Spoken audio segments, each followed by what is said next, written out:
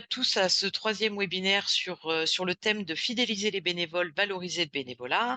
Les deux premiers étaient autour du recrutement de bénévoles et le deuxième était autour de l'accueil, l'accompagnement et la coordination. Donc on poursuit notre passage dans le guide de l'engagement bénévole étape après étape. Donc je reviens pour ceux qui étaient déjà au premier webinaire, vous allez retrouver les mêmes introductions, mais pour ceux qui arrivent, je refais un petit topo. Pourquoi on vous propose ces webinaires? Évidemment, ils s'articulent autour du guide de l'engagement bénévole, puisque le bénévolat est au cœur des activités d'une grande partie de vos associations. Certaines ne fonctionnent que grâce aux bénévoles, d'autres grâce à des bénévoles et des salariés. En tout cas, dans les associations, les 370 associations membres de la FEP, les bénévoles sont très nombreux. On constate également qu'il y a des modalités d'engagement qui évoluent, notamment suite à la crise sanitaire. Donc parfois, on est un petit peu obligé de revoir la façon qu'on peut avoir de travailler avec les bénévoles, puisque ce sont des formes d'engagement qui peuvent être assez différentes. Et puis des bénévoles qui ont aussi des profils différents. Les missions bénévoles peuvent être aussi très variées selon vos structures, hein. Vous n'avez pas les mêmes organisations, vous défendez pas les mêmes causes, vous travaillez pas forcément avec les mêmes publics. Donc vous pouvez avoir des besoins différents et pour autant, il y a quand même des étapes incontournables dans cette dynamique de l'engagement bénévole qui peuvent être valables pour tous. Après, ces webinaires sont aussi l'occasion de faire part de vos spécificités, pardon, si vous avez des questions. Donc, l'idée, c'est qu'on a en effet édité ce guide afin de partager avec vous les grandes étapes, des astuces et des conseils et c'est l'objet de ce webinaire. L'idée, c'est de se l'approprier, de vous prémâcher un petit peu le travail parce qu'on l'a parfois sur le coin de son bureau, mais on prend pas forcément le temps de regarder. Donc l'idée, c'est de partager avec vous les parties, du guide et voir, ce que vous pouvez y trouver. Et enfin, aujourd'hui, en effet, comme je vous l'ai dit, on va se concentrer sur la partie fidéliser et valoriser avec des petites choses nouvelles que vous ne trouverez pas dans le guide aujourd'hui. Aujourd'hui, on va regarder les parties du guide qui sont reconnaître, valoriser, fidéliser, accompagner la fin du bénévolat. Et j'ai ajouté une petite partie aujourd'hui sur éviter l'usure. Comment on peut éviter l'usure de nos bénévoles ou de soi-même, puisque c'est des choses qui sont remontées aussi depuis que je discute un petit peu avec les associations. Et puis sur, la valorisation, des choses aussi que vous trouvez dans le guide bénévole, mais qui font l'objet d'une toute petite partie, c'est la valorisation comptable. Donc là, j'ai fait un focus spécifique sur ça et donc vous aurez des nouveaux, des nouveaux éléments, dans le cadre de ce webinaire. Donc les objectifs, toujours les mêmes, hein, partager les outils, astuces du guide, favoriser le partage d'expériences. Si vous avez des expériences à partager, c'est le moment. Et puis, on espère repartir avec des idées d'outils qui vous seront utiles, que vous pourrez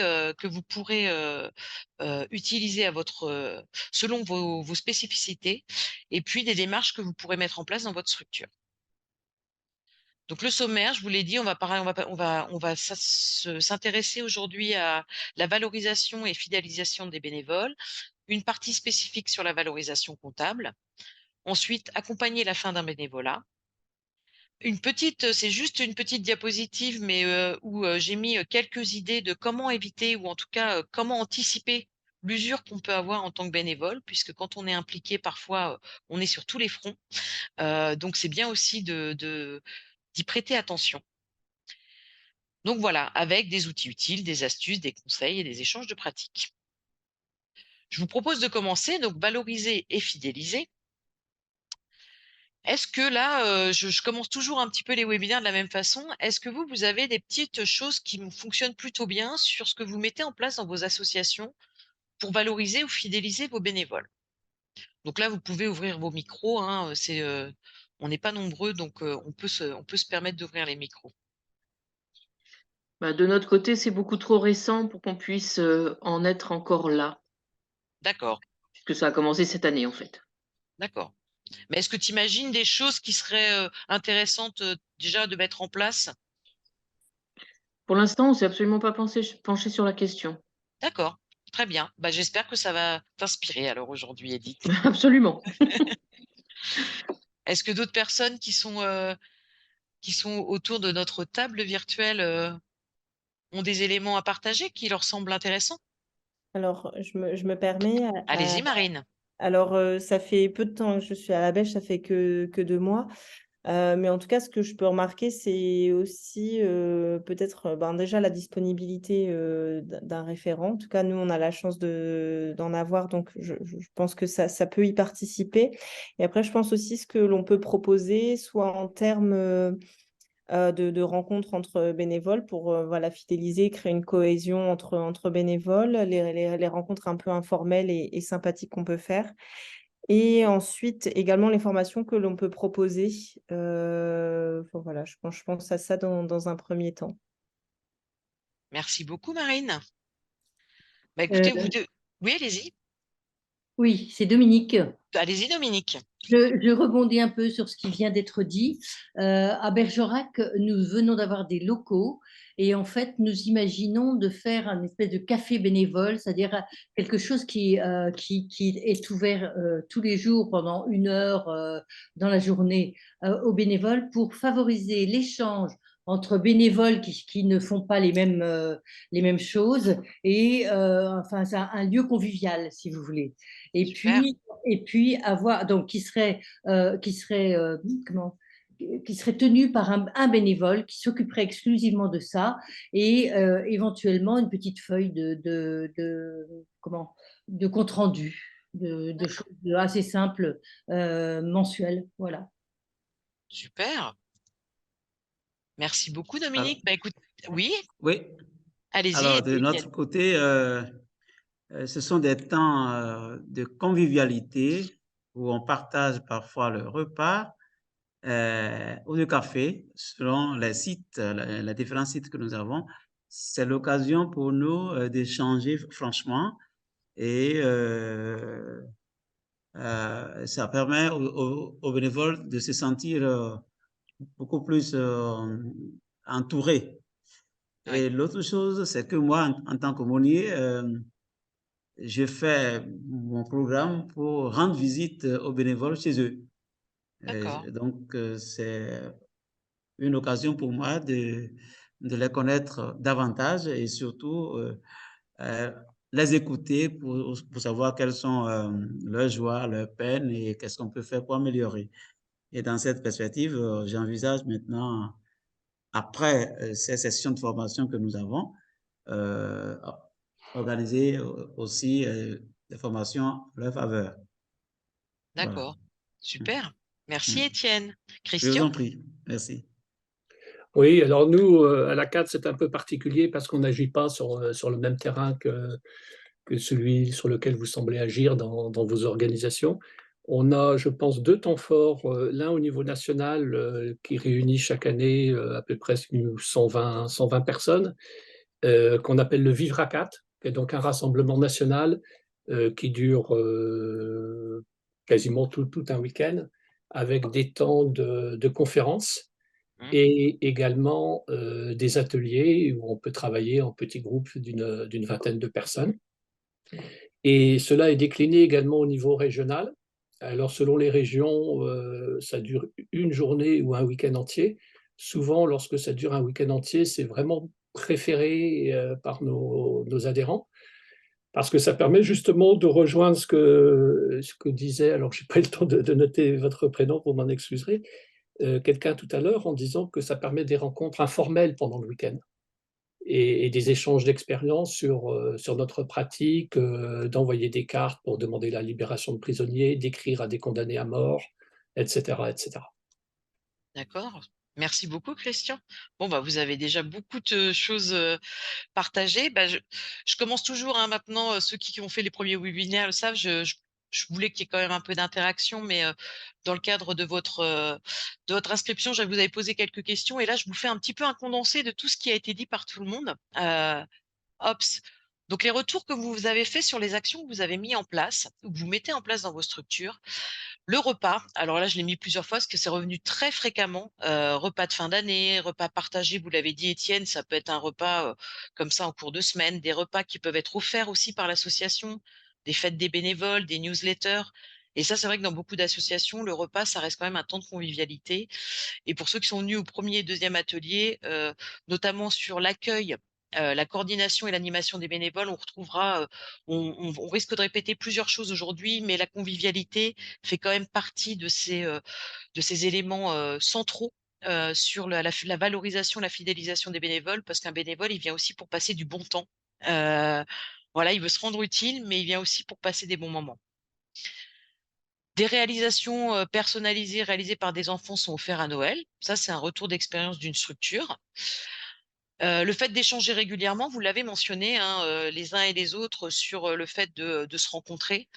Heu, ça peut être informel, mais c'est aussi important de faire des points, en effet, comme c'est indiqué ici, sur les activités en cours, de pouvoir tenir, que les bénévoles soient un petit peu au courant de ce qui se fait. Les moments conviviaux, évidemment, ça revient très fréquemment. Sur la valorisation, il y a aussi des articles, par exemple, si vous l'avez évoqué Dominique, sur, un compte rendu ou des newsletters ou des cours, enfin voilà, si vous avez un site internet, des articles que vous pouvez mettre en effet, sur des actions qui ont été menées par les bénévoles, c'est une façon de les valoriser. Les remercier, alors ça, c'est quelque chose qui revient beaucoup, hein, évidemment, mais il y a plein de façons de remercier. Là, il y a des remerciements à l'oral, mais des remerciements écrits aussi. Il y a des associations qui, au moment, par exemple, des fêtes, au moment de la nouvelle année, en profitent pour écrire une petite carte à leurs bénévoles et les remercier pour leur action ou un email. Voilà, ça fait partie des choses, qui sont pas compliquées à faire, mais qui sont importantes. Là, il y a une structure qui évoquait le fait qu'il y ait une réflexion en cours sur l'engagement citoyen et eux, ils sont en train de voir comment valoriser aussi les compétences qui sont acquises par les bénévoles au cours de leur engagement. Et ça aussi, c'est des choses, on le verra plus tard, hein, il y a des attestations de bénévolat qui peuvent être importantes dans certaines situations pour des étudiants, pour des personnes qui sont en situation irrégulière. Alors j'étais étonnée, mais en effet, des reçus fiscaux, ça peut être une façon de valoriser. Si les gens ont fait des dons en plus, voilà, ils ont des reçus fiscaux. Inviter les bénévoles à des événements que vous organisez. Là, les personnes ont évoqué la galette des rois, l'assemblée générale, voilà, d'avoir aussi, une organisation, en fait, qui permette d'avoir, une régulation des tâches, mais tout ça de façon bienveillante. Donc voilà, la bienveillance aussi, la façon dont on organise le travail avec les bénévoles, c'est important. Information, alors là, j'ai mis, hein, vraiment les choses texto, mais information sur l'évolution de la programmation, la mise en place des actions. C'est vrai que parfois, dans une structure, on oublie parfois d'informer, je crois que c'était Dominique qui a évoqué le fait d'avoir un lieu où des bénévoles se rencontrent, ils sont pas forcément sur les mêmes actions. C'est vrai que parfois, c'est quand même important d'informer les bénévoles sur ce qui se passe dans le reste de l'association et pas seulement sur leur partie à eux. Je vois dans des entraides, par exemple, il peut y avoir des vestiaires, de l'aide alimentaire, de l'aide aux démarches administratives et parfois on ne sait pas forcément ce qui se fait dans les autres, actions de l'association. Formation, vous l'aviez évoqué, c'est Marine, je crois qu'il l'a évoqué, les formations aussi, c'est important. Pour que quelqu'un se sente à l'aise, il faut qu'il se sente, faut qu'on l'ait formé «à la tâche» entre guillemets. Les repas encore, hein, culture esprit de famille au sein des équipes. Et puis là, j'ai un gros bloc, hein, en effet, où là, c'est toute une démarche, où il y a un entretien pour présenter, l'association. Donc ça, c'est à l'accueil, hein, c'est dans la valorisation, la fidélisation, ça se joue dès l'accueil du bénévole, hein. Comment on l'accueille? De présenter bien le fonctionnement aux bénévoles. Un lieu d'accueil quotidien type café, vous l'avez évoqué Dominique. Bah, voilà, dans un créneau, c'est peut-être vous qui aviez d'ailleurs, peut-être, de rédigé cette partie. J'ai pas revérifié qui a écrit quoi.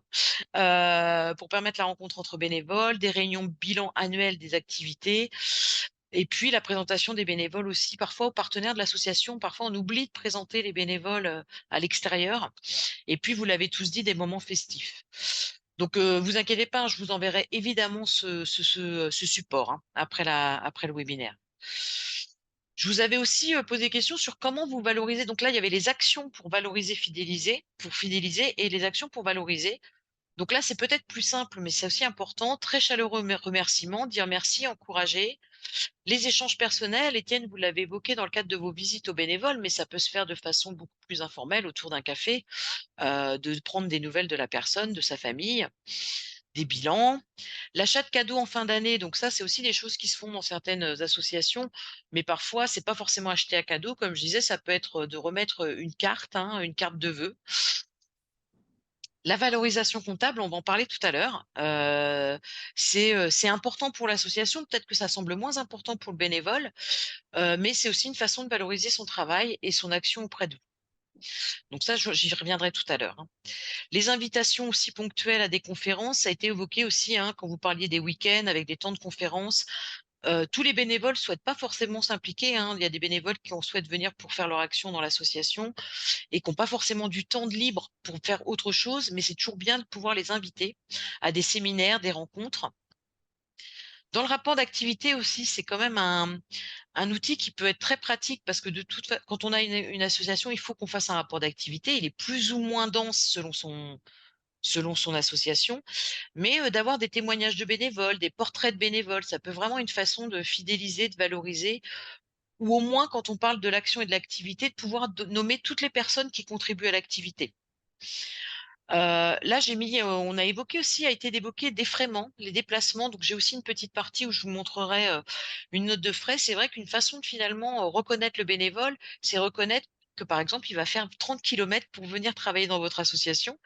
Et quelque part, si vous avez les moyens, en effet, si l'association a les moyens de payer les frais kilométriques, c'est aussi une façon de reconnaître la contribution du bénévole à l'association. Parfois, certains font des vidéos de remerciements, des valorisations lors de l'assemblée générale. Il y a la journée du bénévolat. Alors, c'est pour ceux qui ne savent pas, le 5 décembre, c'est la journée internationale du bénévolat et du volontariat.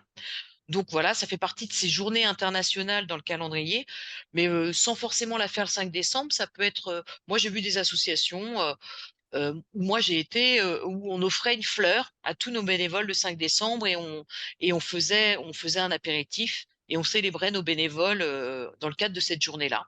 Voilà, ça c'est aussi une occasion. C'est dans votre calendrier, vous pouvez le mettre, ça vous permet de pas l'oublier. Attestation de bénévolat, on l'a un petit peu évoqué au début, j'y reviendrai aussi après, heu, sur les compétences acquises ou en tout cas, valoriser le fait que la personne, a donné du temps pour du bénévolat. Proposer des formations, organiser des moments de parole, ça peut être aussi intéressant, quand on a des bénévoles qui travaillent sur des sujets qui peuvent être un petit peu lourds ou qui accompagnent des personnes. Parfois, il y a des espaces de parole qui peuvent être mis en place pour pouvoir, un petit peu, débriefer ce que les bénévoles peuvent vivre dans le cadre de leur action. Donc voilà, donc ça, c'était pour tout ce que vous avez partagé. Maintenant, je vous partage ce qu'on avait mis dans le guide. Donc sur la valorisation, une des choses qui ressortait, c'était de pouvoir associer le bénévole à la définition des actions. Parfois, des bénévoles sont très contents de venir, on leur dit voilà, il faut faire les colis. Bon, très bien, il faut faire les colis. Mais parfois, certains ont envie d'être force de proposition. Donc, faut pas hésiter à les associer à la définition de vos actions. Je pense à Dominique quand vous parlez du café. Par exemple, dans le cadre du fonctionnement du café, bah, peut-être que c'est d'avoir une réunion avec vos bénévoles pour dire bah, qu'est-ce que vous avez envie qu'on fasse, comment vous voulez que ça fonctionne. Voilà, ça peut être aussi de le créer avec eux. Oui, Dominique? Oui, oui, et c'est vrai. Moi, j'ai fait ça. C'est une expérience que j'ai vécue pendant 20 ans, hein, ça. Donc, mettre les bénévoles dans la réflexion en amont d'un projet, c'est Mmh. vraiment, vraiment utile. Et là, ils se sentent impliqués. Voilà. Exactement, et ils s'approprient le projet parce que c'est le leur et quand, bah, on le verra après, mais quand vous avez parlé du café, vous verrez, j'ai vu aussi des choses, les espaces pour les bénévoles, c'est aussi important quand on a les locaux. C'est ça. L'invité au temps fort de la structure, vous l'avez mentionné, hein. Donc souvent, faut savoir que les bénévoles sont pas forcément adhérents de votre association parce que, parfois dans certains statuts, on dit qu'un bénévole devient systématiquement un adhérent. Dans d'autres associations, c'est pas le cas. Et on a tendance à inviter à l'assemblée générale que nos adhérents. Pourquoi ne pas inviter les bénévoles? Ça leur permet d'avoir un petit peu un topo sur ce qui se fait dans l'association. Certains souhaitent pas inviter les bénévoles à l'assemblée générale, peut-être parce qu'ils ont beaucoup d'adhérents, donc il y a déjà beaucoup de monde. Mais certains prévoient un apéro ensuite, s'ils font leur assemblée générale, par exemple, entre 17 et 19. J'ai vu plusieurs associations ensuite inviter plus largement les bénévoles, les partenaires, les financeurs à venir partager le temps d'un apéritif après l'assemblée générale. Certains aussi invitent parfois à leur réunion du conseil d'administration. J'ai vu dans certaines assos, il y a des bénévoles qui peuvent être responsables d'une action. Ils les invitent pas forcément à tous les conseils d'administration, mais à certains. Et c'est l'occasion que le bénévole puisse aussi un peu relater ce qui se passe dans l'action. Quand vous travaillez avec des salariés, c'est bien aussi de pouvoir associer parfois les bénévoles aux réunions d'équipe, pas forcément à toutes, mais à certaines. Et puis, bah, vous l'avez dit, hein, les temps conviviaux, Ça, évidemment, c'est important. Et puis, autre chose qui était remontée de mes entretiens, certaines associations aussi, quand ils invitaient par exemple à quelque chose de festif, bah, au lieu d'inviter seulement les bénévoles, ils leur disaient vous pouvez venir accompagner de votre conjoint, de vos enfants, de vos voisins, de vos amis. Et c'est aussi, ça peut être une bonne solution pour recruter des nouveaux bénévoles aussi. Voilà, ça, c'est des choses aussi qui peuvent donner envie à des personnes qui viennent juste le temps d'un apéritif se dire ah, mais tiens, il y a des actions qui m'intéressent dans la structure. Pourquoi pas plus tard devenir bénévole? C'est pas forcément le but premier, et ça permet aussi aux personnes aux conjoints, aux amis autour du bénévole de voir un petit peu dans quoi il est impliqué. Communiquer sur les actions de l'équipe bénévole, on l'a évoqué tout à l'heure, hein, vous pouvez publier des articles qui permettent de mettre en avant la contribution des bénévoles si vous avez un site internet. Tout le monde n'a pas un site internet, hein. Vous pouvez aussi, si vous n'avez pas de site internet, bah, faire un petit document, papier. Moi, j'ai vu dans des associations où à chaque fois qu'il y a enfin, sur certaines actions, par exemple, ils prennent des photos et puis ils font une petite exposition photo dans les locaux.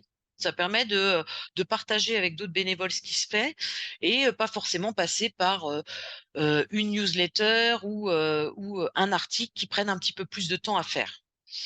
Voilà, faire témoigner des nouveaux bénévoles, ou des salariés auprès de bénévoles nouvellement arrivés, par exemple, ça peut être intéressant. Vous avez parlé de conférences tout à l'heure, mais vous pouvez aussi avoir des bénévoles qui témoignent auprès de nouveaux bénévoles ou d'équipes salariées de ce qu'ils font, ou des associations partenaires. Ça peut être aussi intéressant si vous avez un rendez-vous avec des partenaires d'associer des bénévoles.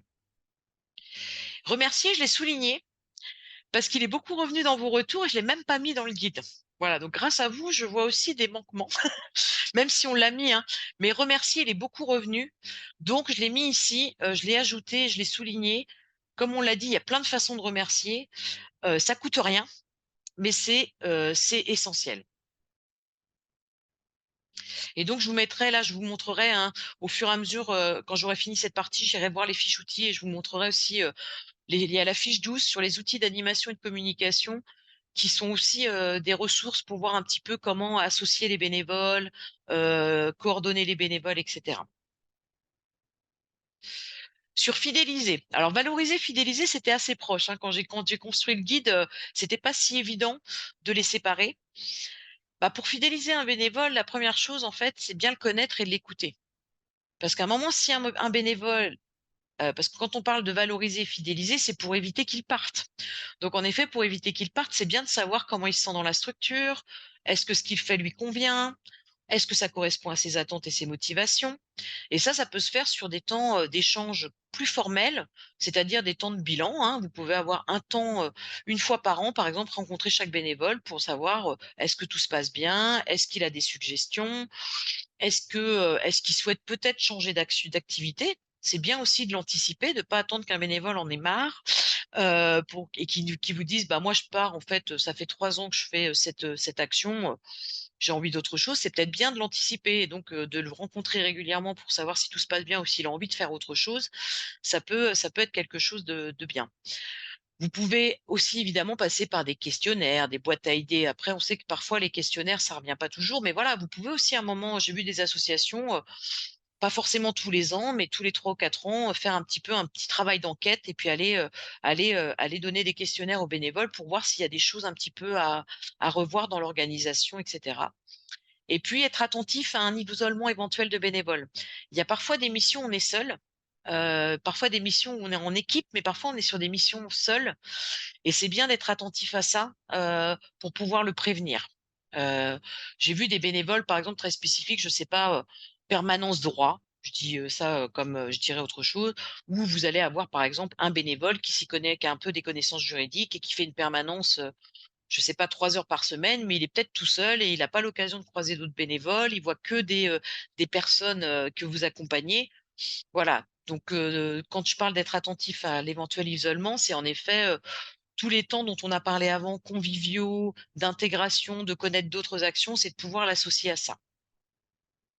Lui donner des perspectives, ça je viens d'en parler, hein, donc vraiment voir un petit peu le parcours d'engagement depuis l'entrée dans la structure, qu'est-ce qu'il a fait, depuis le début de son implication? Est-ce qu'à un moment, au-delà de lui donner des perspectives pour qu'il reste, c'est peut-être que vous aussi vous lui voyez des compétences qui pourraient être utiles ailleurs? Par exemple, on avait parlé lors du dernier webinaire et lors du premier, on parlait des bénévoles de gouvernance, les administrateurs, où ça peut être assez compliqué dans les associations de renouveler son conseil d'administration. Et donc, on avait évoqué le fait que quand vous avez, parce que là, on a tendance à parler bénévoles terrain, hein, mais c'est valable pour des bénévoles de gouvernance. Quelqu'un, par exemple, qui fait le vestiaire depuis 3 ans, il a peut-être d'autres compétences. Il a peut-être des compétences comptables et puis vous cherchez peut-être un trésorier. Voilà, il a peut-être d'autres compétences, même sans avoir un poste de président, trésorier, secrétaire, mais peut-être qu'il peut apporter des choses au conseil d'administration et peut-être que ça l'intéresse d'être engagé dans quelque chose d'un petit peu plus stratégique et politique sur l'association. Voilà, lui donner des perspectives, là je le mettais aussi, de prendre des nouvelles responsabilités, notamment dans le recrutement, l'accueil de nouveaux bénévoles, parce que c'est quelqu'un qui connaît bien l'association, donc vous pouvez aussi l'associer à développement d'actions ou l'accueil de nouveaux bénévoles. Donc là, on vient sur ce que vous évoquiez, Dominique, sur le café, assurer la mise à disposition de moyens et d'espaces qui lui sont dédiés. Alors, on n'a malheureusement pas toujours les locaux pour le faire, mais quand on peut, au moins quand un bénévole arrive, qu'il ait un espace où mettre ses affaires, même si c'est le bureau dans la paroisse, etc. Mais c'est bien de pouvoir avoir un espace où il peut mettre ses affaires, prendre un café et rencontrer les autres bénévoles. Et quand vous évoquiez, Dominique, le café, je pensais à la tisanerie. J'ai plusieurs associations qui ont mis en place ce qu'ils appellent des tisaneries. Bon, c'est un coin café, hein, tout simplement, mais je trouve que rien que le nom est plutôt sympa. De donner un nom au lieu. Et la tisanerie, c'est le lieu où il y a la machine à café, le micro-ondes, etc. Et où on vient faire un petit café, où on vient réchauffer son repas le midi si on mange ensemble et qu'on a besoin de son repas. Et qui est là, pas forcément un espace animé, comme vous l'évoquiez, Dominique, vous l'évoquiez sur quelque chose d'animé, mais qui est là, qui est juste le lieu, le coin café. Voilà. Et puis, vous assurer en effet que qu'il a les moyens matériels et financiers pour remplir sa mission. S'il a besoin d'un ordinateur, qu'il puisse vraiment avoir un ordinateur, qu'il ait un espace où s'installer, etc. Et ici, j'ai mis aussi mise à disposition de moyens d'espace, comme je vous le disais, c'est aussi mise à disposition des moyens financiers. Donc, est-ce que vous avez la possibilité, par exemple, de rembourser ces frais de déplacement? Donc, je vous montrerai juste après la fiche modèle note de frais. Ça fait quand même partie de tout ce que l'association doit mettre à disposition du bénévole pour qu'il puisse s'engager et en tout cas remplir la mission qu'on lui a donnée correctement. Dans les astuces et conseils, évidemment, il y a communiquer, on l'a dit, hein, communiquer régulièrement avec le bénévole sur les actions auxquelles il a contribué, à la fois sur ce qu'il a fait pour savoir si tout va bien et à la fois pour valoriser ce qu'il a fait et communiquer à l'extérieur. Organiser les temps conviviaux, là, vous l'avez évoqué, hein, là, il y a plein de formes, hein. Il y a, certaines associations vont faire un repas par semaine. Voilà, ils savent, par exemple, que le mercredi, il y a beaucoup de bénévoles, donc ça peut être chacun emmène un plat et puis on partage le repas. Ou parfois, ça peut être, un repas une fois l'année qui est à la charge, financière de l'association, qui permet, de célébrer, de remercier les bénévoles. Ça peut être, comme vous l'avez évoqué Christian, des temps forts, hein, qui peuvent être à la fois des temps de réflexion, des temps où on se retrouve, des temps où on agit, mais qui combinent un maximum de bénévoles. Prévoir un apéritif après l'assemblée générale, c'est ressorti plusieurs fois parce que j'ai vu plusieurs associations qui disaient: «Non, mais nous, l'assemblée générale, c'est que les adhérents» et n'avaient pas forcément pensé qu'à un moment, tant qu'à organiser un événement, autant y associer d'autres personnes, ça fait pas plus d'organisation. Et puis là encore, voilà, j'ai évidemment souligné, je pense à remercier par des paroles, des petits gestes, des attentions. Hops. Et là, je vous propose de vous montrer là justement les fiches dont on a parlé, les 7, les 13, les 12. Hops, attendez, on a quoi après? Voilà. Après, je passerai sur la valorisation comptable. Donc, avant de vous assommer avec la valorisation comptable, je vous propose de passer en revue les différentes fiches pratiques. Hops, je vais les chercher. Est-ce que vous voyez bien? Ouais. Alors là, la fiche pratique 7, c'est une fiche que j'ai évoquée dans les 2 premiers ateliers, mais il me semblait intéressant de la remettre ici parce qu'elle n'est pas dans cette partie du guide, mais pour autant elle est utile. C'est un modèle de fiche individuelle du bénévole. Donc là encore, toutes les associations n'ont pas les moyens humains de le faire. Mais la proposition de cette fiche, c'était quand vous accueillez un nouveau bénévole, bah, vous puissiez la remplir pour garder un petit peu trace de ce qu'il a pu vous dire. Bon, bah, il y a toutes les informations pratiques, hein, nom, prénom, date de naissance, etc. On avait même ajouté, ça c'est une association qui m'en avait parlé, j'avais trouvé ça intéressant. Personne à contacter en cas d'urgence, c'est-à-dire que si la personne se foule la cheville et qu'il faut appeler quelqu'un pour venir la chercher, voilà, ça vous permet d'avoir un document dans lequel vous l'indiquez. Situation personnelle, elle peut être intéressante si vous êtes sur quelqu'un qui est salarié, voilà, ou en recherche d'emploi, vous savez qu'à un moment, il va être moins disponible. Les formations compétences, là, on est vraiment dans le cœur du sujet sur fidéliser, valoriser. Peut-être qu'il a des compétences qu'il met pas en pratique dans ce qu'il fait aujourd'hui dans l'association, mais qui pourraient être utiles sur d'autres sujets.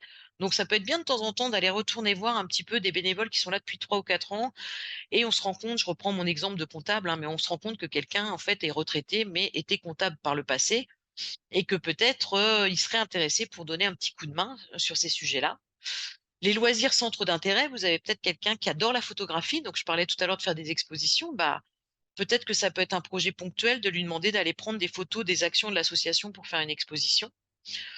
Voilà, quelqu'un qui a le permis, bah, peut-être que vous avez besoin à un moment je vois par exemple des bénévoles parfois dans les EHPAD, on leur demande de pouvoir emmener des gens à des rendez-vous médicaux ou aller faire des courses, et cetera, donc ça peut être utile.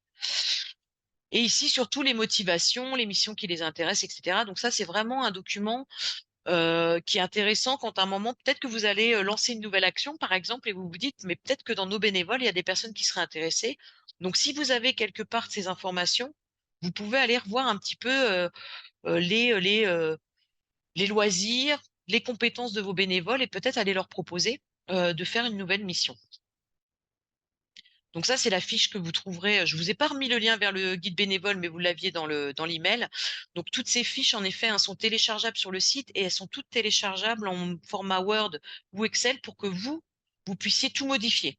C'est-à-dire que si vous voulez mettre votre logo, vous mettez votre logo. Si là, les rubriques qu'on propose dans la fiche individuelle du bénévole, certaines vous sont pas utiles ou vous voulez en ajouter des nouvelles, vous pouvez le faire. Voilà, c'est pour que vous puissiez vraiment le mettre à votre sauce. La fiche pratique 12, je vous en ai parlé tout à l'heure, ce sont les outils d'animation et de communication. On parlait beaucoup de communiquer avec le bénévole, valoriser, fidéliser. Et ici, vous avez des petits outils qui sont pratiques pour la coordination d'une équipe bénévole, mais qui peuvent être aussi des pistes pour s'assurer que on valorise les bénévoles. Donc là, je vais pas tout passer en revue, hein, mais je vais juste vous montrer que voilà, on mettait instaurer des temps de réunion pour des partages, varier les formats des temps d'échange, favoriser la rencontre de bénévoles. Vous l'avez pas mal dit au tout début, hein, comment on peut organiser des choses qui permettent aux bénévoles de se rencontrer. Organiser un repas, bah alors ça oui, le repas, je pense que c'est parce je pense qu'on est français, je sais pas, mais le repas, il est à toutes les sauces dans le bénévolat. Mais c'est un très bon moyen. Voilà, on reparle d'inviter, associer le bénévole, etc. Après, on vous parle d'outils et modalités de communication. Alors là, on parle de peut-être des infolettres, partager des comptes rendus. Parfois, on n'a pas forcément besoin de faire un nouveau document, mais juste partager des comptes rendus de certaines réunions à tous les bénévoles, même ceux qui ne sont pas concernés par l'action. Il y a des cahiers de liaison aussi parfois qui se mettent en place pour pouvoir échanger entre bénévoles. Moi, j'ai vu des associations où, par exemple, il y a un vestiaire, mais ce sont 2 ou 3 équipes de bénévoles différentes qui assurent les permanences dans la semaine. Donc parfois, elles peuvent se laisser des messages sur une personne qui est passée, qui doit repasser ou qui n'a pas trouvé ce qui lui convenait. Les groupes WhatsApp aussi, ça fonctionne pas mal, hein, des groupes WhatsApp de bénévoles qui permettent aussi aux bénévoles de communiquer entre eux. On l'a pas mal évoqué dans les 2 précédents webinaires sur le fait que quand vous coordonnez des actions, bah, parfois avoir un groupe WhatsApp du groupe de bénévoles qui fait l'aide alimentaire, bah, en fait, ils s'autogèrent sur s'il y a des absences. Donc ça leur permet de voir entre elles s'il y a des absences. Et puis communiquer sur son compte Facebook. Alors j'ai mis Facebook, hein, ça peut être, moi je suis pas très moderne en fait, mais ça peut être évidemment Twitter, Snapchat, je sais pas, et autres réseaux qui vous semblent utiles. fiche pratique 13, si on en a parlé, la modèle d'attestation de bénévolat. Je crois qu'on va en reparler un peu après. L'attestation de bénévolat, on vous a fait un modèle, donc là aussi, hein, il est en Word, donc vous pourrez l'utiliser comme bon vous semble. Et là, on a mis 2 possibilités. Quelqu'un qui est bénévole dans la structure en ce moment et qui a besoin de cette attestation, ou quelqu'un qui a été bénévole et qui a besoin de le valoriser. Donc vous pouvez choisir l'un ou l'autre. C'est pour ça que le Word, c'est utile parce que vous pouvez supprimer ce qui vous intéresse pas. Vous pouvez aussi évidemment revoir, nous on a mis la nature des fonctions exercées, les compétences développées. Vous avez peut-être pas mis fonction, ça fait peut-être très professionnel, donc ça peut être action menée par la personne. À vous de choisir le vocabulaire qui vous semble au plus près de votre association. Et puis une attestation sur l'honneur. Et c'est vrai que les attestations de bénévolat, elles peuvent être utiles pour des gens qui étaient au chômage et qui à un moment ont besoin de valoriser une expérience bénévole avec des compétences qu'ils ont acquises. Des personnes qui sont en situation irrégulière, qui n'ont pas de papier, ça peut être des papiers qui permettent d'être mis dans leur dossier de régularisation. Ça va pas changer la donne, mais ça peut appuyer quand même la demande. Des étudiants qui ont aussi besoin, je sais pas, un étudiant qui est étudiant et qui a fait de l'animation avec des enfants, par exemple, voilà, ça peut être quelque chose de valorisé pour un futur emploi ou un autre job, un job d'été, par exemple. Donc voilà, donc ça, c'est aussi une façon de reconnaître le bénévole en étant en capacité de lui fournir une attestation. Souvent, c'est sur demande des bénévoles, hein. J'ai vu des associations qui le font systématiquement. Bon, c'est quand même beaucoup de travail pour des personnes qui en ont pas forcément besoin, sachant qu'il y a aussi un passeport bénévole qui a été développé par France Bénévolat, qui existe, mais il est quand même très complexe. Enfin, c'est plutôt pour des étudiants parce qu'on est vraiment sur les compétences acquises. Enfin, c'est un livret qui est assez conséquent à remplir et j'ai parlé avec des associations comme la Fondation Armée du Salut, hein, qui est comme une grosse structure, qui me disaient que même eux qui sont une grosse structure, qui ont beaucoup de bénévoles, qui ont des salariés qui peuvent accompagner, c'est un document qui est assez conséquent à remplir. Mais voilà, sachez qu'il existe. Vous pouvez être amené, certains bénévoles peut-être, je pense plutôt aux étudiants, hein, qui auraient besoin j'ai vu les demandes sur le passeport bénévole, je l'ai vu dans des situations où des personnes ont besoin de faire des VAE, c'est-à-dire valorisation des acquis de l'expérience, c'est-à-dire passer un diplôme, mais ils ont besoin de justifier d'expérience. Donc ça peut arriver. Ça, j'y reviendrai. Ça, j'y reviendrai. Et je voulais vous partager aussi la note de frais. Alors, c'est pas le plus rigolo, hein, la note de frais, c'est sûr. Euh, mais là, on vous a mis un modèle, hein, c'est un modèle qu'on utilise à la Fédération de l'auto-traite protestante. Donc, c'est pas forcément quelque chose, c'est pareil, hein, c'est un modèle Excel, donc vous pouvez ajouter des colonnes, les supprimer. Mais voilà, l'avantage, c'est qu'on vous a mis des formules ici qui font la somme, hein. Voilà, il y a les avances de frais, une signature. Mais c'est vrai que parfois, bah, la personne peut être amenée à prendre les transports, le train, le métro, peut-être que vous remboursez les forfaits transport public, par exemple. Peut-être qu'elle a dû payer un parking, un parking ou un péage parce qu'elle a accompagné quelqu'un que vous accueillez dans le cadre de vos actions. Je pense en effet, par exemple, j'ai vu dans des maisons d'enfants à caractère social, j'ai vu qu'il y en avait, par exemple, certains bénévoles qui parfois accompagnent des enfants à des activités sportives ou autres, bah, peut-être qu'elles ont dû payer un parking ou autre. Donc bon, ça peut être bien que ce soit pris en compte. Je vous montrerai après, il y a la possibilité d'abandon de frais. C'est-à-dire que la personne peut faire la note de frais, mais ensuite, dire qu'elle les abandonne au profit de l'association, c'est comme un don.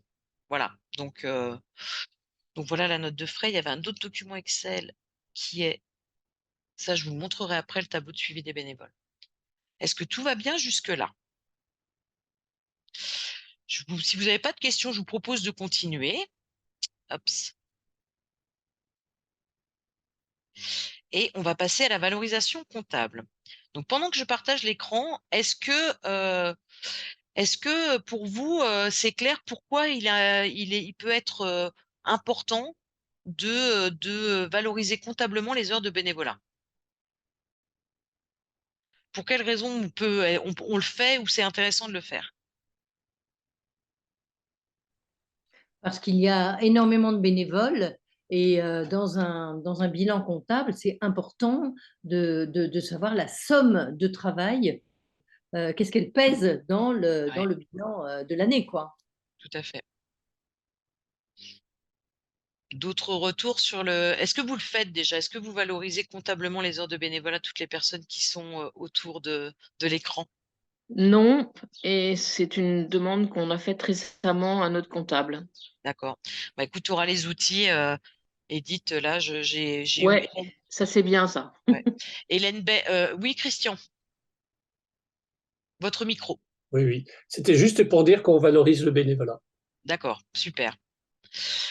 Et moi, justement, pour préparer ce webinaire, parce on n'est pas entré dans le détail dans le guide de l'engagement bénévole, on a Hélène Beck, qui est la secrétaire, qui est la trésorière de la Fédération de l'entraide protestante, qui propose des formations en visio sur être aux manettes financières de son entraide.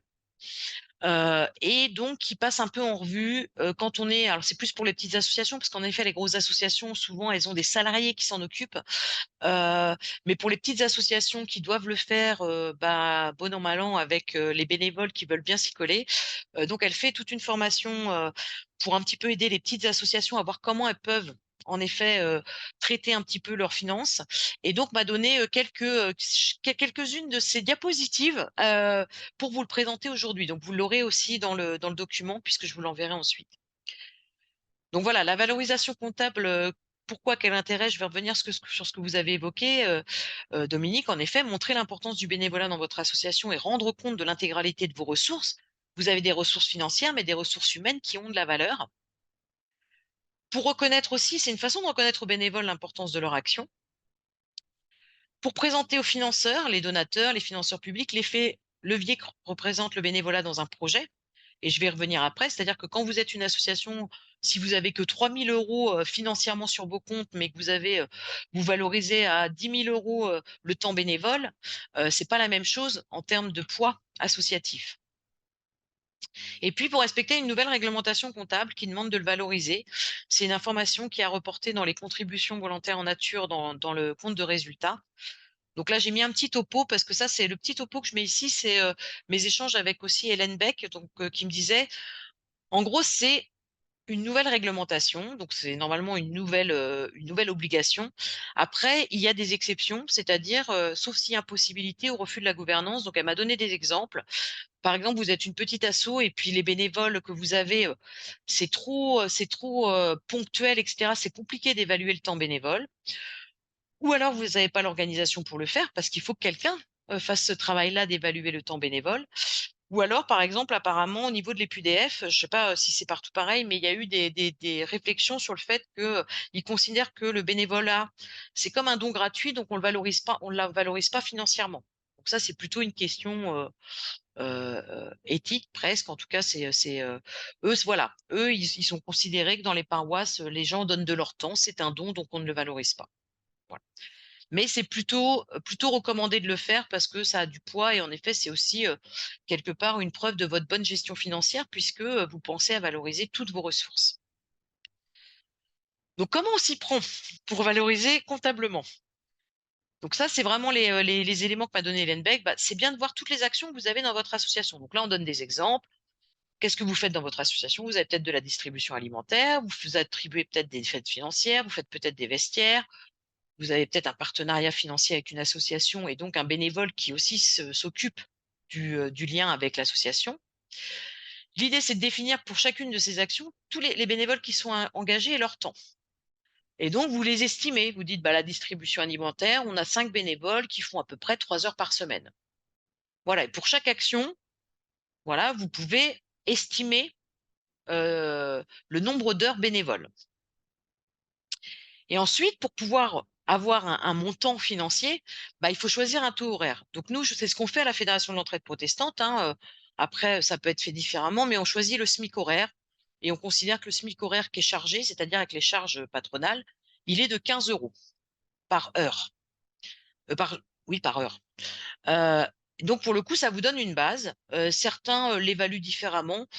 Nous, on a considéré que le SMIC, c'est en fait, c'est le salaire minimum, et que après, vous pouvez avoir des bénévoles qui sont très qualifiés, très compétents, et peut-être que leur temps peut être valorisé de façon plus conséquente. Et ensuite, là, il y a un petit modèle de tableau pour vous donner une idée, hein, donc vous l'aurez. Donc là, en effet, vous voyez ici, on a l'équipe, on a toutes les actions de l'association. qui sont listés. On dit combien de personnes travaillent sur ces associations, combien d'heures par semaine elles font, ou par mois, vous évaluez le nombre de semaines. Donc là, par exemple, Hélène se dit, bah, elle a choisi 36. En partant du principe qu'un bénévole, il est rarement là 52 semaines par an. Il y a parfois les vacances scolaires, il y a les vacances, les congés d'été. Voilà, et peut-être que sur certaines de vos actions, si vous avez des actions très ponctuelles, peut-être qu'un jour, vous allez dire, bah, par exemple, nous, on fait la fête de Noël en fin d'année. Le temps que mettent les bénévoles pour la préparer, plus le jour J, c'est une action en soi. Et c'est pas un nombre, c'est pas 36 semaines, c'est 3 semaines sur lesquelles ils ont passé 4 heures par semaine, par exemple. Donc là, voilà, vous voyez, par exemple, préparation de l'AG, la dernière ligne ici, elle a mis, oups, pardon, j'ai enlevé. Préparation de l'AG, elle a dit, bah, il y a 2 personnes, parce que vous pouvez aussi évidemment valoriser les membres de votre conseil d'administration, hein. Donc la préparation de l'AG, je sais pas, imaginons qu'elle ait dit, bah, par exemple, le président et le trésorier ont travaillé à la préparation de l'AG, ils ont passé 12 heures par semaine, mais sur une semaine. Voilà, mais on a valorisé leur temps. Donc évidemment, à la fin, ça vous permet de calculer votre nombre total d'heures dans l'année, ici 1152, que vous multipliez par 15 euros, ce qui fait qu'en fait, vous avez 17 280 euros de contribution bénévole que vous pouvez valoriser. Et ensuite, l'exercice, parce que ça peut intéresser des financeurs, parfois même vous, ce qu'on appelle les équivalents temps plein. C'est-à-dire que si on avait dû embaucher quelqu'un, eh ben, en fait, c'est quelqu'un qui aurait travaillé 70% de son temps. Ça aurait été un temps partiel à 70%, 0,7. Et là, Hélène, en fait, elle a une règle de calcul, donc c'est pour ça que c'est bien de vous le donner. C'est 1600 heures par an. Ce qu'on appelle ETP, c'est un équivalent temps plein. Quelqu'un qui travaille à temps plein, on considère qu'il fait 1600 heures par an. Donc, on divise 17 280 par 1600 et on obtient aussi ici 0,7. Par exemple, là, la semaine dernière, j'étais dans une association à Toulouse. Ils ont 3 salariés, 12 équivalents temps plein en termes de bénévoles. Donc, c'est énorme. C'est les bénévoles qui portent évidemment la majorité de l'action. Est-ce que ça va pour vous? Vous inquiétez pas, hein, je vous l'enverrai. Donc, vous aurez. J'ai un format Excel qui n'est pas le même exemple, mais je pourrais aussi vous envoyer le format Excel. Isabelle, moi Oui. j'ai un souci parce que quand j'en ai parlé à notre comptable, il m'a dit qu'on ne valorisait pas les heures de bénévolat des membres du conseil d'administration. Ah, alors, bah, écoute, je revérifierai avec Hélène. Parce que là, Ouais, j'ai vu préparation AG. Peut-être que la préparation AG, c'était pas des administrateurs. J'ai supposé que ça l'était. Je note la ouais. question, je vérifierai avec elle. Oui, je veux bien, oui, parce Ouais. que s'il y a un texte là-dessus, ça serait intéressant. Euh, Merci. AG valorisé. Je me renseigne et je te dis. Edith, je me l'encadre. Hop là. Très bien, mais bonne question. Tu vois, je l'ai présupposé. Après, peut-être que finalement, la préparation AG, tu vois, c'était peut-être en effet 2 personnes qui ont installé la salle, qui ont installé le repas. Tu vois, enfin, c'est peut-être sur des choses plus logistiques. Et donc là, pareil, il y avait un petit schéma pour donner un peu une idée, hein, une association qui, là, dans l'exemple, qui recevrait des dons. Là, on a mis, par exemple, voilà, ils ont fait des braderies, des vestiaires, ils ont eu 3 000 euros. Il y a eu des contributions financières de fondation, il y a eu des dons. Et ça, en fait, en gros, ils ont 5 600 euros. Mais dans la réalité, si on valorise les heures de bénévolat, ils ont un total de ressources de 22 880 euros. Et c'est vrai que pour des associations, par exemple, qui vont répondre à des appels à projets ou à des financeurs, si vous avez une action de 10 000 euros pour des ressources de 5 000, ils vont se dire, mais vous n'avez pas l'habitude de gérer ce genre de budget, etc. Voilà, ça donne quand même aussi un poids à l'association sur ça. Est-ce que vous avez des questions sur cette partie? C'était le petit côté mathématique du webinaire, c'est le seul, il n'y en a plus après. Ce que je vais vous proposer dans ces cas-là, si vous avez des questions entre-temps, n'hésitez pas, je vais vous partager un document qui peut être aussi pour vous utile pour cet exercice-là. Non, c'est pas du tout ça.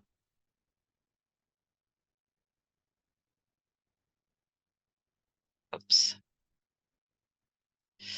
C'est... Attendez. Est-ce que vous voyez la fiche pratique 11? Tableau suivi bénévole. Oui? Oui. Non, Oui. C'est ça, parce que l'Excel, des fois, il marche pas bien. Là, j'ai fiche pratique 11, modèle tableau suivi bénévole. C'est ça que vous avez sous les yeux? Moi, j'ai la fiche pratique 14 Moi Ouais, aussi, j'ai 14. ouais, Oui, on a de la note de frais. frais. c'est ça. Je savais bien parce qu'ils sont pas ouverts dans le même écran. C'est pour ça que je vous demandais. Hop, c'est bon. Là, vous devriez l'avoir. Excusez-moi.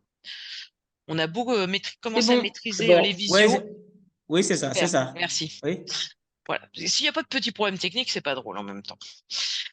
Donc là, en fait, il y a un modèle tableau suivi bénévole qui allait un petit peu avec la fiche individuelle du bénévole que je vous ai montré tout à l'heure, où on met son nom, prénom.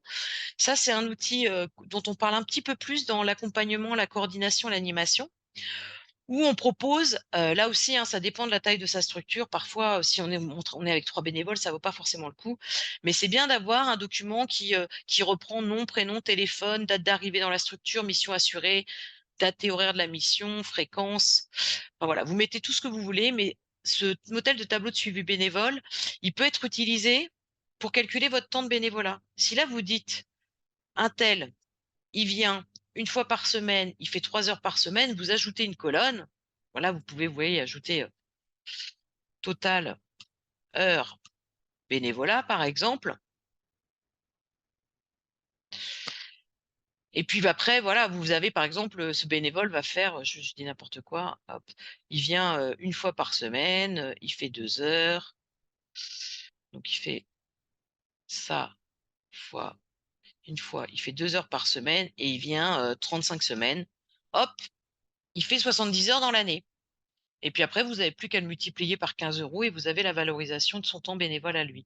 Donc ça, je ne l'ai pas mis dans ce document hein, parce que il était très grand déjà, donc je voulais pas l'alourdir. Mais vous avez le petit tableau que je vous ai montré avant qui peut vous permettre de le faire, mais vous pouvez aussi utiliser un seul et unique document sur lequel vous allez mettre tout ça parce que vous aurez tous vos bénévoles, donc ça peut être beaucoup plus facile de le mettre ici. Et ça vous évite d'avoir trop de documents à aller remplir. Donc voilà, donc ça peut être aussi un peu l'astuce ou consigner un petit peu toutes les informations dont on a besoin.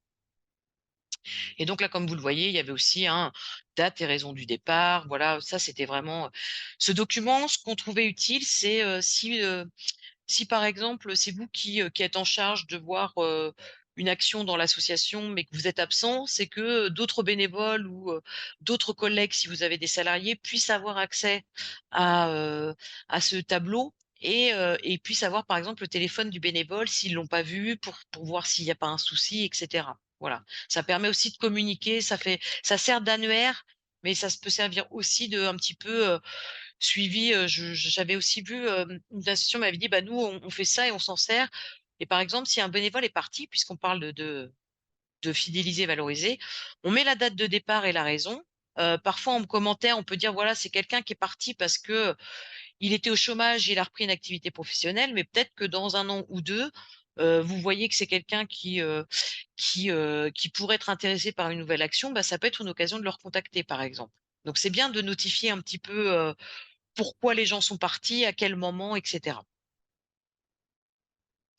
Voilà, donc ça, c'était pour cette fiche Excel que vous pouvez utiliser à votre guise.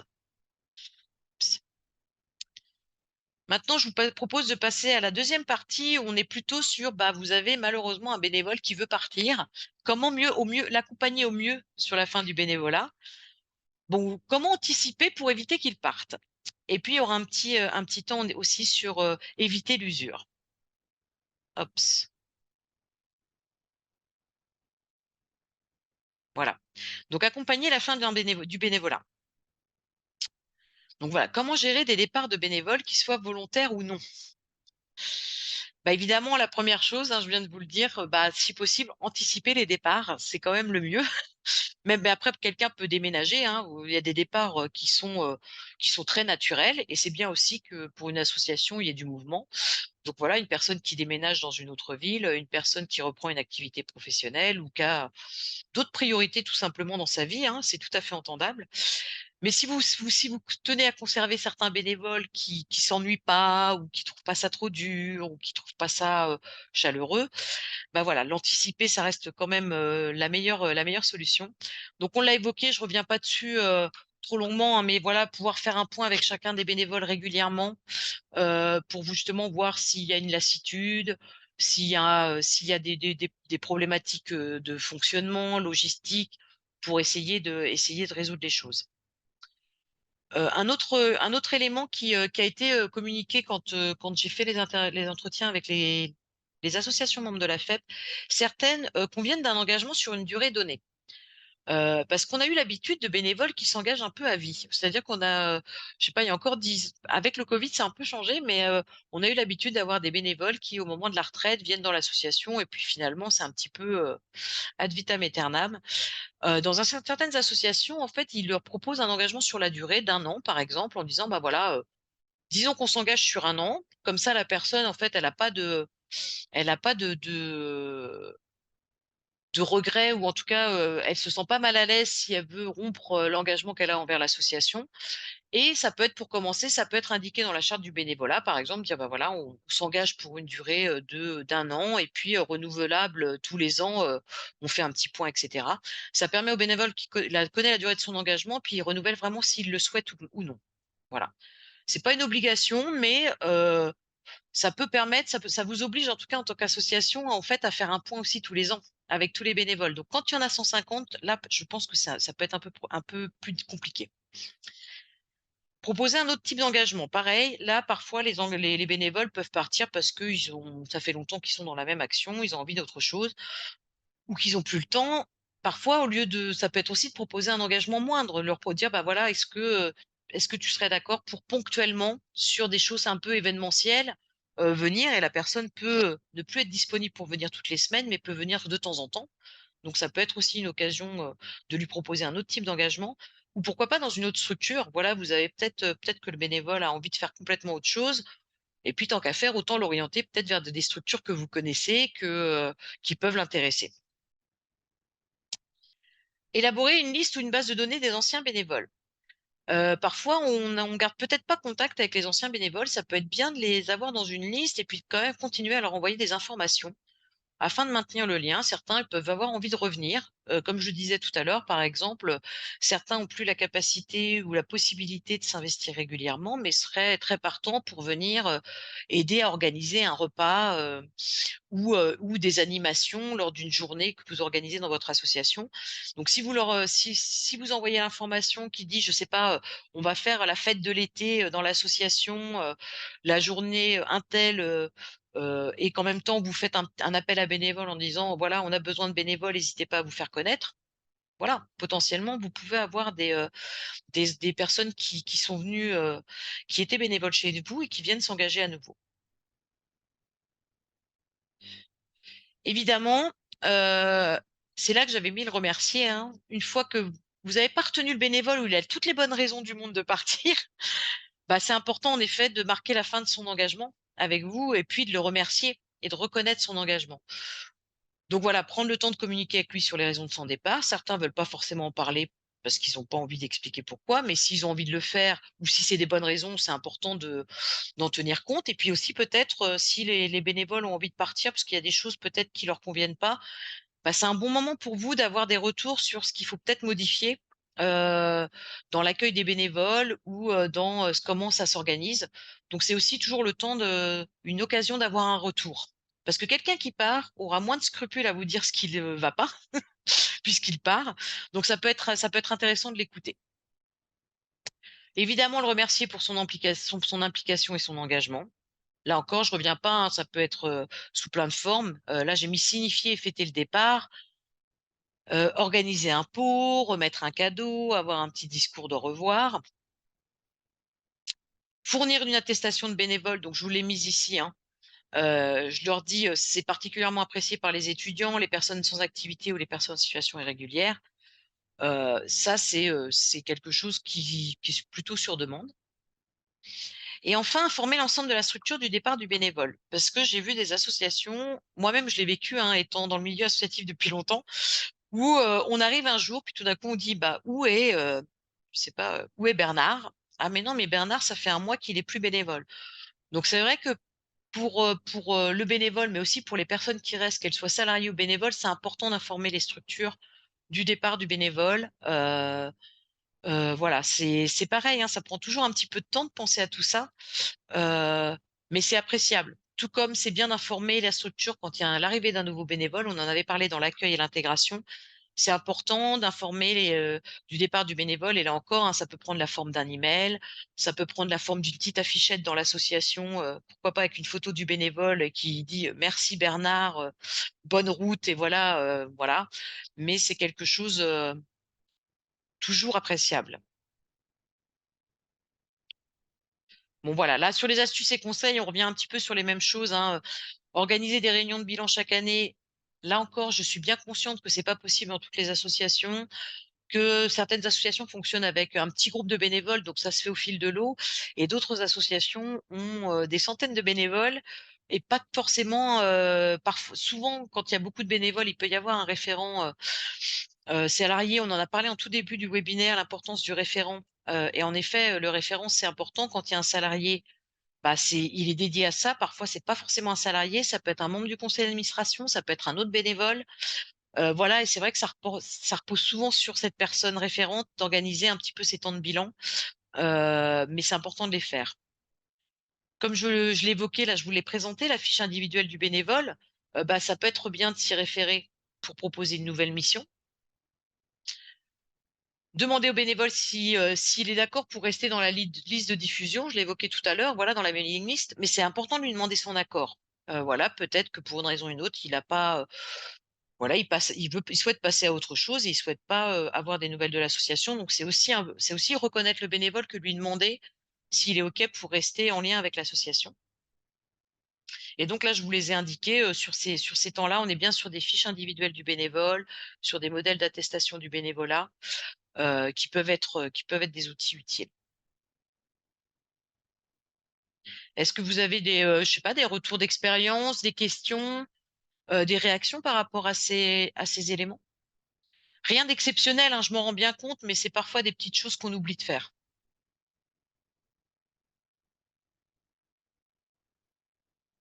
Oui, ah, je vois une main levée. Hops. Étienne, allez-y. Alors, merci pour votre développement qui réjouit et en même temps nous rappelle ce que nous devons faire pour donner du sens à l'existence de nos entraides. Alors, je voudrais demander comment on fait, bon, vous l'avez dit un tout petit peu, hein, à un moment donné, il y a certains bénévoles qui donnent l'impression qu'ils ont acquis un titre foncier dans l'exercice de leur ministère. Et même fatigués, ben, ils ne veulent pas partir. Ils sont les seuls à savoir tout faire. Alors, je n'ai pas envie de dire qu'il faut susciter le départ, mais dans ces cas, qu'est-ce qu'il faut faire? Ah, Étienne. Alors en fait, malheureusement, je l'ai pas traité dans le guide et je pense il va falloir qu'on le traite. On a eu cette question lors des journées nationales, au moment de l'assemblée générale de la FEP en mars à Lyon. Ah, oui, On à Lyon, avait oui, oui, Ouais, on a eu des journées, donc on y a associé, les journées, on les a appelées les journées nationales parce qu'on a fait des ateliers, notamment il y avait des ateliers sur l'engagement bénévole oui. et donc d'autres membres de la FEP, hein, ont contribué à ces journées. On a posé cette question justement on a dit: «C'est quoi les questions?» et quelqu'un l'a dit un petit peu abruptement: «Comment débrancher un bénévole?»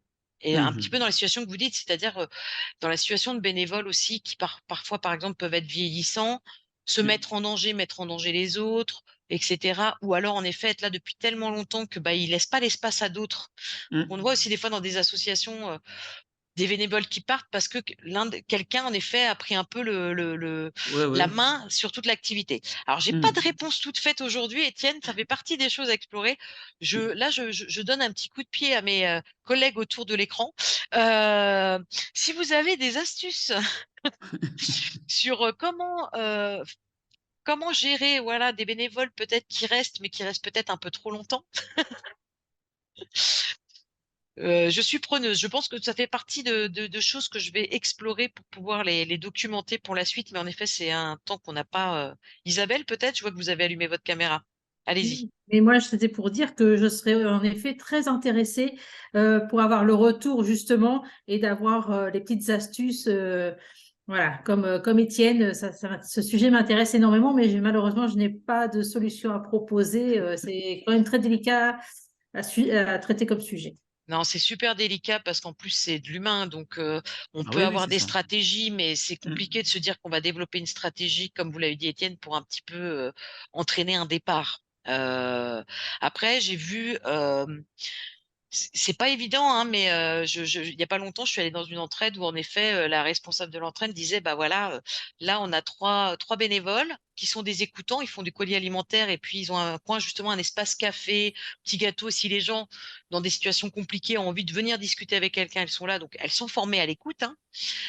C'est 2 bénévoles qui sont là en régulier et il y a une bénévole qui est très âgée, qui n'est plus en capacité, qui marche très mal, et cetera, mais qui vient à Mm. toutes ces permanences parce que c'est une ancienne bénévole et elle est là et elle dit, en fait, elle dit voilà, elle enquiquine un peu les gens parce qu'elle donne toujours Mm. son avis et elle dit même les personnes qui sont accueillies et accompagnées disent: «Mais c'est qui cette dame?» parce qu'elle est là sans rien faire. Donc c'est très délicat et Mm. elle me dit qu'elle passe beaucoup de temps à gérer ça, en fait, à, humainement cette personne, c'est son lien, c'est du lien social, c'est, Ouais. le statut qu'elle a encore quelque part dans la société, donc on peut pas lui dire, «Ne viens plus à Parti, l'entraide», oui, voilà, c'est ça. et en même temps, bah, ça complexifie un peu son travail parce que parfois, en effet, ça perturbe un petit peu, les choses et ça questionne les gens. Donc j'ai pas Mm. de réponse toute faite, D'accord. parce que j'ai pas entendu de choses qui m'ont semblé, je pense qu'il y a pas de solution miracle déjà, en effet. Mm. Après voilà, quand on a en effet, presque si on a des bénévoles, qui sont prêts un petit peu à jouer tenir tête un peu aux vieux de la vieille, en disant: «Bah, moi je on est une équipe», enfin, quand ça fonctionne en équipe, ça peut être plus facile de dire: «Bah, peut-être qu'il faut répartir les tâches». Enfin, il y a des astuces comme ça. Quand on a un collectif de 2-3 bénévoles, peut-être qu'on peut dire à un moment: «Bah, voilà, est-ce qu'au niveau des tâches, c'est bien réparti?» Si quelqu'un prend toute la main et d'être plutôt sur, bah, on va peut-être te décharger un peu, il y a d'autres personnes, peut-être qu'on peut le répartir et cetera. Voilà, ça reste très théorique, hein. Et Mm. c'est pour ça que l'outil je pense que l'outil de, convenir d'un engagement sur une durée déterminée au départ Oui, est très importante. Ouais, ça peut être utile sur ça. Voilà. vraiment. Mm. Après, ça amène d'autres contraintes, hein, qui sont qu'en effet, il faut régulièrement voir les bénévoles, mais j'avais trouvé que c'était Dominique, vous avez raison, je l'avais pas relié forcément à ça. Je l'avais plutôt relié aux bénévoles qui décideraient de partir, mais en effet, une structure qui aimerait voir partir un bénévole, parce que moi, j'ai entendu par contre des structures dire: «Moi, j'ai mis fin à des bénévolats» parce que, il y avait des problèmes de posture. J'ai une association d'entraide qui faisait aussi de l'aide alimentaire et il y avait des propos racistes, c'est juste pas possible. Mais là, Mhm. pour le coup, c'est pas facile, mais il y a des éléments factuels qui disent: «Voilà, nous, on pratique l'accueil inconditionnel, on est dans le respect des personnes, on peut ne pas avoir les mêmes opinions et on les respecte, mais on ne peut pas juger. Enfin voilà, on ne peut pas être discriminant et cetera. On ne peut pas l'afficher». Donc ça, c'est plutôt facile à défendre.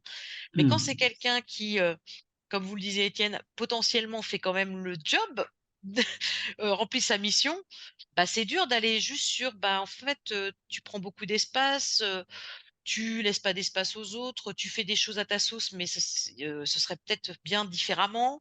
Bon après quand on peut être sur du fonctionnement, c'est plus facile de l'attaquer sur du fonctionnement que, sur quelqu'un qui s'accroche à la chose. Si à un moment il y a vous avez quand même des billes pour dire: «Bah, voilà, le fonctionnement aujourd'hui c'est ça, mais ce serait intéressant de le revoir». Quelque part, à un moment quand les gens ils s'y retrouvent plus dans le fonctionnement, ils partent. Ou alors, des gens qui ont des personnes qui ont un peu la main sur tout, on essaye de dire: «Bah, nous, on a envie de répartir les tâches». C'est aussi, prévenir des absences. Quand tu es pas là, bah, il se trouve que, voilà, il y a personne qui peut le faire, donc ça peut être bien de répartir et cetera. Je pense que les arguments fonctionnels sont plus entendables. Heu, les choses qui relèvent un peu des personnalités des personnes, de leur posture, elles sont pas toujours faciles à travailler. Eh oui, c'est ça. Et malgré les astuces, certains bénévoles estiment que, oh non, mais ils ont compris que c'est pour les amener déjà à la tombe et puis ils n'hésitent pas à le dire ouvertement, hein. Mais vous n'avez qu'à me mettre à la tombe. Ouais, Et quand des propos du genre se tiennent, on se voit obligé de se taire d'abord, quoi. mais bien Mm. sûr, mais en plus, c'est terrible. Enfin, c'est terrible. C'est, normal de se poser la question quand on est dans une association parce qu'en effet, ça peut créer des tensions, ça peut créer des dysfonctionnements, Oui. ça peut créer une action qui est pas bien menée pour une raison ou une autre. Et en Mm. même temps, le bénévolat, la personne, elle vient pour être utile, mais dans l'association, c'est aussi d'offrir cette possibilité d'utilité aux gens. Donc si on leur enlève, c'est terrible. Oui, J'ai pas de c'est ça. réponse, Étienne, toute faite là-dessus. Oui, bah non, non, mais on va continuer à Je réfléchir. je je vous propose d'y travailler aussi. OK. On fera un petit groupe. Il faudra qu'on se fasse un petit groupe autrement. Ce qu'on pourrait faire, hein, c'est tout parce que vous êtes pas le on en a parlé à plusieurs reprises, mais je me demande si, peut-être qu'il y a quelque chose, de possible, bah, peut-être à la rentrée après l'été, je Oui. reprendrai peut-être les mails de tous ceux qui ont participé au webinaire et sur une ou 2 choses où on est un peu sec, de dire: «Bah, voilà, est-ce Mm. que, ça vous dit de venir 1 heure et demie, un temps de travail où on essaye de dire comment on peut s'y prendre pour ça?» Je trouve D'accord. que c'est intéressant d'avoir un petit travail vient qui peut, qui veut, Oui. mais organiser un travail collectif, sur ce sujet-là, ça me semblerait, intéressant et entre temps, je pourrais essayer de voir si je trouve des retours d'expérience intéressants, mais en tout cas, essayer de se dédier, ce temps-là. D'accord. Je le note. Merci. Bah, merci à vous en tout cas. Oui. Hops. Bah, écoutez, je continue sur éviter l'usure, qui est pas dans le guide et qui va peut-être reprendre des choses, mais on a fait une journée, aux journées dans la régionale Grand Ouest avec une de mes collègues déléguées régionales, il y a 15 jours et autour du bénévolat, donc on a relisté des choses ensemble, donc je me suis dit que j'allais le partager avec vous. Il y aura peut-être de la redite, mais on avait, spécifiquement, travaillé sur comment éviter l'usure, qui peut être bon aussi pour des bénévoles qui ne veulent pas partir et qui sont usés, pour revenir sur ce que vous disiez, Étienne. Oui. Alors, quelle solution pour éviter l'usure? Alors là, je vous liste plein de possibilités. Mettre en place un tutorat, voire un passage de ça peut répondre aussi à la question précédente. Mettre en place un tutorat, voire un passage de relais entre des bénévoles expérimentés et des nouveaux volontaires ou bénévoles. Donc en effet, il y a des bénévoles qui font plein de choses et à un moment, bah, au lieu que des nouveaux bénévoles, on leur confie une nouvelle mission, bah, en fait, on le met avec ce bénévole expérimenté qui va un petit peu le former et cetera et qui va pouvoir, à un moment, décharger cette personne. Et offrir un espace-temps pour questionner les postures et les pratiques. Donc là, ça peut aussi jouer sur cette question des bénévoles, qui à un moment, veulent pas, arrêter et ont pas forcément arrêté, mais se questionnent peut-être plus assez. Donc peut-être qu'à un moment, c'est d'offrir des espaces-temps pour questionner les postures et les pratiques, mais de façon collective. C'est-à-dire pas sur un bénévole et sur des pratiques. Par exemple, je sais pas, quelqu'un qui va dire: «Mais moi, je passe des heures à faire ceci ou cela». Ça peut être intéressant d'avoir un moment de réflexion, avec plusieurs bénévoles pour dire: «Bon, bah, voilà, ça prend du temps, comment on pourrait fonctionner autrement?» Voilà, ça peut être quand même, très pratique et comme on le disait tout à l'heure, associer les bénévoles à la mise en place d'actions, mais les associer aussi à des difficultés qu'on rencontre. Mettre leur action en perspective, c'est-à-dire que par un moment, il faut prendre un peu de recul. Il y a aussi, de l'usure qui est due à son implication aussi personnelle ou morale. Donc voilà, donc là, il faut voir aussi dans l'association comment on peut aider des bénévoles à prendre un petit peu de recul et parce que ça peut être un épuisement moral. Quand on est surtout, je vois beaucoup de vos associations, vous travaillez avec des publics qui sont en grande fragilité, très vulnérables. Ça peut être très dur de se retrouver face à des familles qui sont très vulnérables, pour lesquelles on n'a pas toujours des solutions. Voilà, ça peut être très, très usant. Là, on l'a dit tout à l'heure, hein, éviter l'isolement évidemment, hein, tout au long de l'engagement. Je reviens pas dessus. Varier les activités, voilà, l'usure en effet, si, je vois des bénévoles qui passent des heures à faire des dossiers administratifs, bah, peut-être que de temps en temps, aller, distribuer des colis, bah, ça peut être sympa que de faire des démarches administratives. Donc ça peut être pas forcément tout le temps, mais de temps en temps. Régulièrement mesurer, rappeler l'impact de l'action des bénévoles. Là, on revient un petit peu, hein, sur ce qu'on s'est dit avant, c'est-à-dire, c'est un petit peu rassurer les gens sur ce à quoi ils contribuent, et c'est ce sur quoi ils ont de l'impact. Parce que dans ce que j'appelle l'usure, il y a l'usure, il peut y avoir l'usure morale ou le découragement.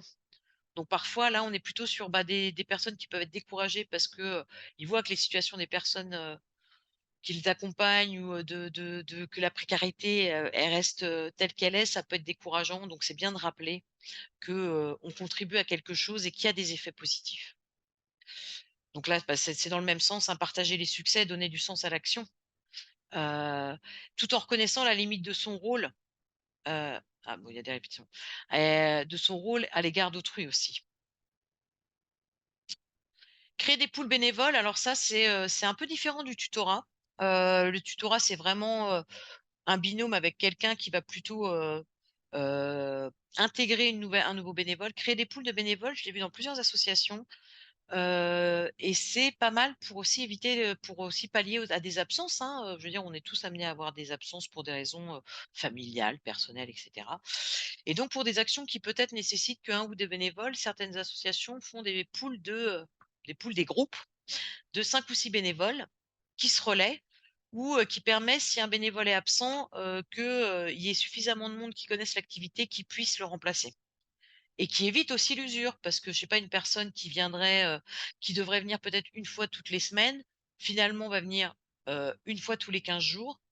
Là, j'ai eu un exemple pour le coup, le week-end dernier à Toulouse, donc cette association, La Main Tendue à Toulouse, qui fait des maraudes tous les dimanches après-midi. Bah, eux, c'est ça en fait. Ils ont, leurs bénévoles, ils font une maraude par mois alors que c'est tous les dimanches. Voilà, et ils auraient pu se dire: «Bah, on va faire une maraude tous les dimanches, tant pis si», enfin, et si les bénévoles sont d'accord, ils seront mobilisés tous les dimanches. Voilà, donc ils ont décidé d'avoir un plus grand nombre de bénévoles, mais qui puissent être impliqués de façon plus espacée. Proposer des nouvelles missions à des bénévoles qui s'épuisent sur une mission, on l'a évoqué tout à l'heure, hein, proposer des missions moins prenantes, des activités qui redonnent de la motivation, des prises de responsabilités différentes. J'ai vu dans des associations, par exemple, là je reviens sur, les administrateurs gouvernance, des trésoriers qui s'épuisent avec les comptes. C'est dommage de perdre son trésorier et de le perdre comme, quelqu'un d'engagé. Donc on peut dire à un moment, bah, il ne sera plus trésorier, mais peut-être qu'il a envie de s'impliquer différemment dans l'association. Revoir son organisation. Bon, bah, là alors là, c'est tout un programme, hein. Parfois, on a des choses des actions qui sont trop chronophages et qui sont pas adaptées.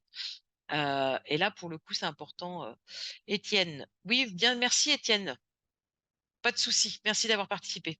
Étienne nous quitte. Voilà, donc en fait, ça fait aussi, hein, et ça, pour le coup, c'est pas valable que pour le bénévolat, hein. C'est valable dans le monde professionnel, dans le monde associatif, plus spécifiquement en ce qui nous concerne.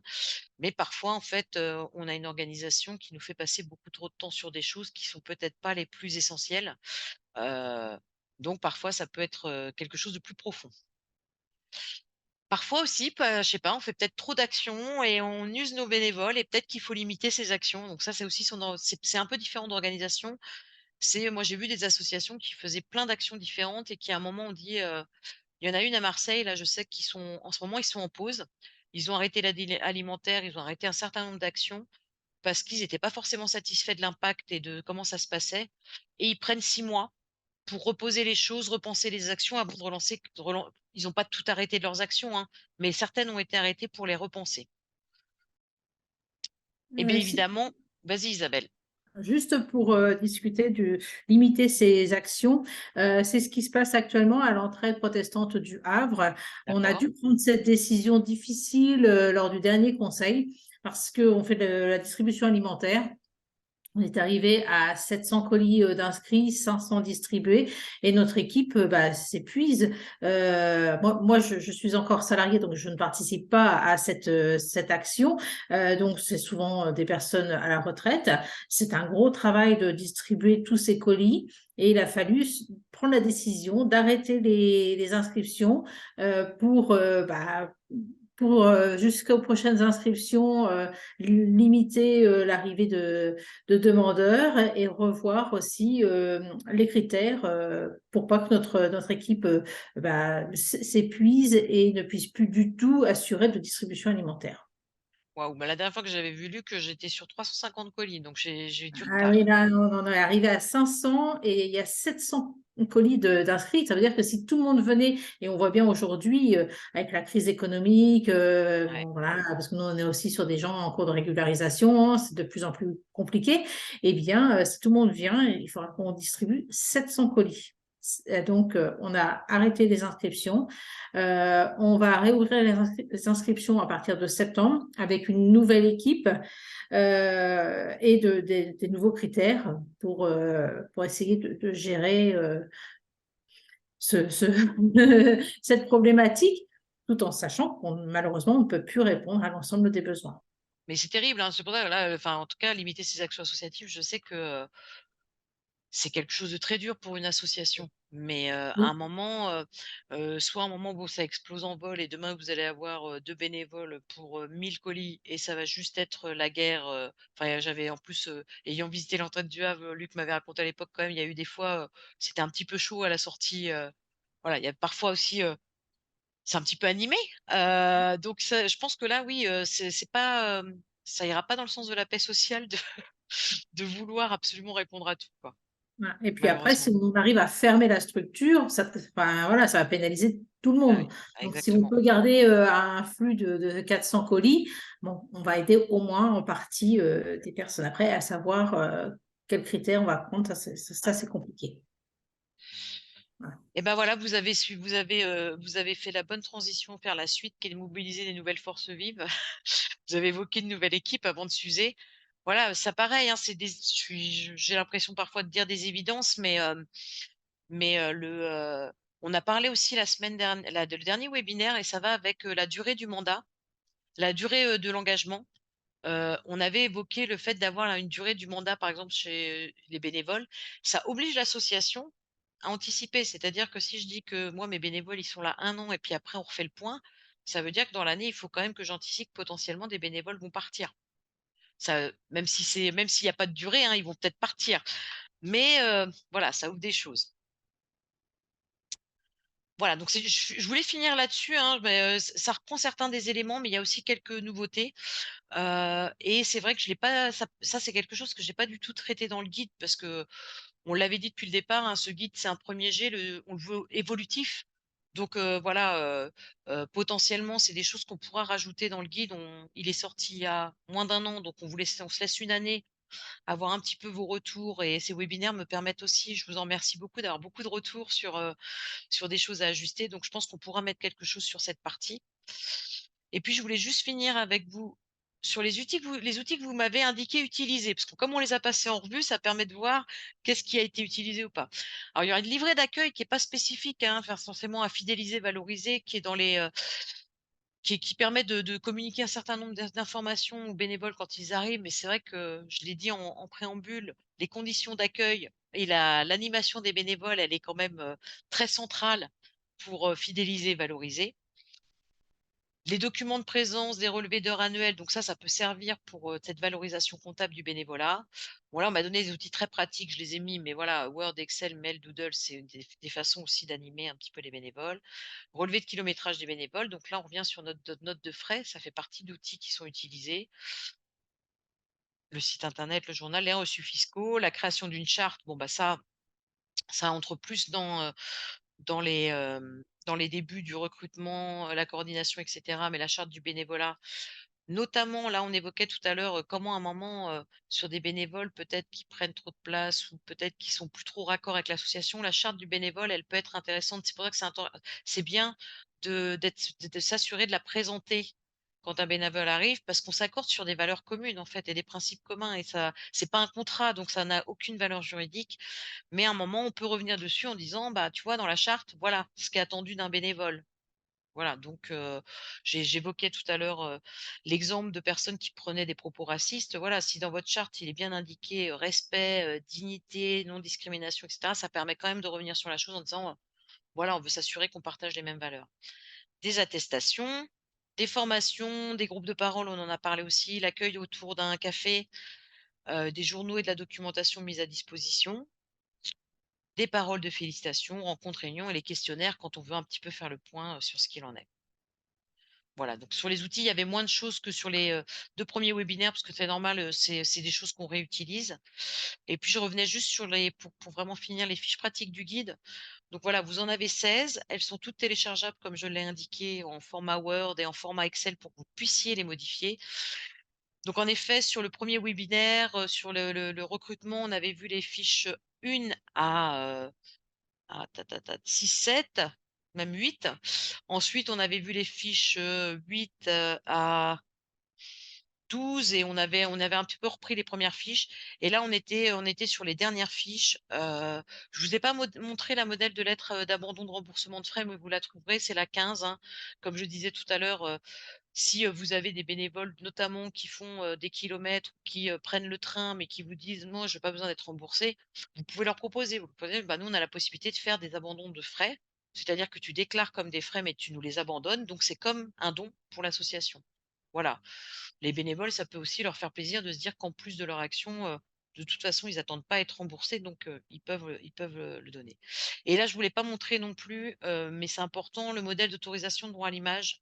Hem Parce qu'en effet, on a tendance, bah, si vous voulez communiquer sur les bénévoles, les mettre sur votre site internet en photo, si vous voulez, les mettre dans vos newsletters, si vous voulez faire des portraits, voilà, c'est bien.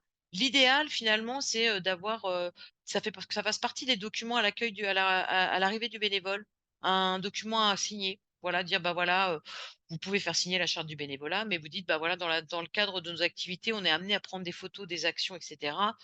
Est-ce que tu nous autorises à utiliser ton image?» Voilà, et ça permet de l'avoir une fois pour toutes. Voilà, après si le bénévole peut revenir dessus ou vous dire non, ou vous dire pas tout le temps, mais si à un moment tu as besoin, demande-moi. Voilà. Donc voilà où se termine ce, 3e, webinaire sur valoriser et fidéliser. Je vous remercie vraiment de votre participation et puis de votre présence.